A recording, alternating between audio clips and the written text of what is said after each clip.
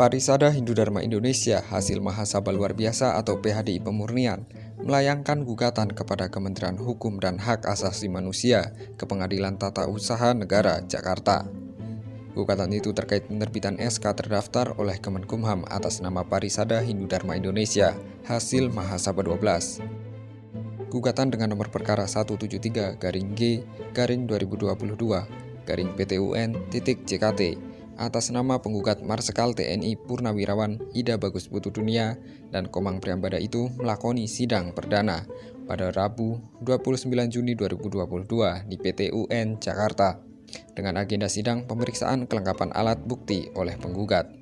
Kita mencari kebenaran tentang adanya proses di dalam organisasi ini di mana organisasi sedang bersengketa, namun AHU yang mengesahkan versi keluar. Nah, karena itu kami ingin mengajukan masalah ini di Pengadilan Tata Usaha Negara untuk memastikan yang benar itu benar. Sementara itu, kuasa hukum PHDI MLB I Ketut Sregik menilai seharusnya Direktorat Jenderal Administrasi Hukum Umum Kementerian Hukum dan HAM memperhatikan penerbitan SK PHDI serta memperhatikan UU Ormas, yaitu kondisi ormas yang sedang dalam bersengketa atau tidak. Padahal secara fakta publik sudah mengkonsumsi bahwa ini memang terjadi sengketa. Apa yang dilanggar? Jelas pelanggarannya itu adalah ketentuan Undang-Undang Ormas nomor 17 tahun 2013 dalam pasal 12 huruf F menyatakan surat pernyataan tidak sedang dalam sengketa kepengurusan dan atau pemeriksaan perkara di pengadilan.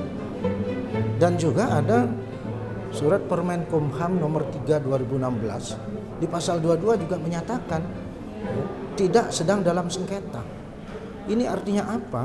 Kalau dalam sengketa keluar surat kepengurusan, surat keputusan ini kan berarti menyalahi prosedur. Nah, itulah dasar kami menggugat kepada Menkumham bahwa surat yang dikeluarkan itu cacat prosedural. Dalam sidang kali ini juga dihadiri oleh kuasa hukum Wisnu Bawatenaya Yanto Jaya sebagai kuasa hukum tergugat 1, Notaris Rai Sukmawati sebagai turut tergugat 2. Namun hakim meminta kedua turut tergugat meninggalkan persidangan terlebih dahulu. Dan tadi ada tergugat 2, memang kami sudah tahu itu bakal istilahnya pasti ini akan disalahkan, dicoret.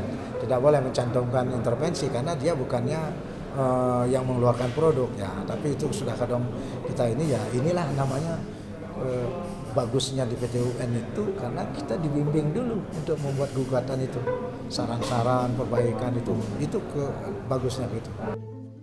Saat ditemui usai persidangan yang digelar kurang dari 1 jam itu, Sregik menyebut majelis hakim masih meminta pihaknya untuk memperbaiki kembali kelengkapan sidang dalam perkara yang diajukan untuk dipersidangkan kembali pada Kamis 7 Juli 2022 mendatang.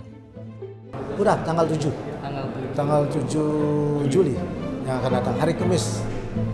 Saya mundurkan 1 hari karena ada sidang di Jakarta Barat pada hari Rabu supaya bisa kita hadir di sini perbaikan ya. Sementara itu, Yanto Jaya sebagai kuasa hukum turut tergugat 1 menyebut dirinya hanya hadir untuk memenuhi panggilan sidang.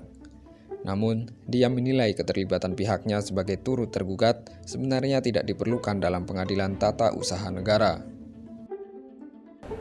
Kami tim kuasa hukum Wisnu Bawatenaya itu digugat dalam perkara Tata Usaha Negara oleh yang mengklaim sebagai PHDI Mahasabha Luar Biasa, yaitu Bapak Marsikal TNI Purnawirawan Ida Bagus Putudunia dan Saudara Komang Priambada, di mana perkaranya hari ini dimulai dengan pemeriksaan persiapan.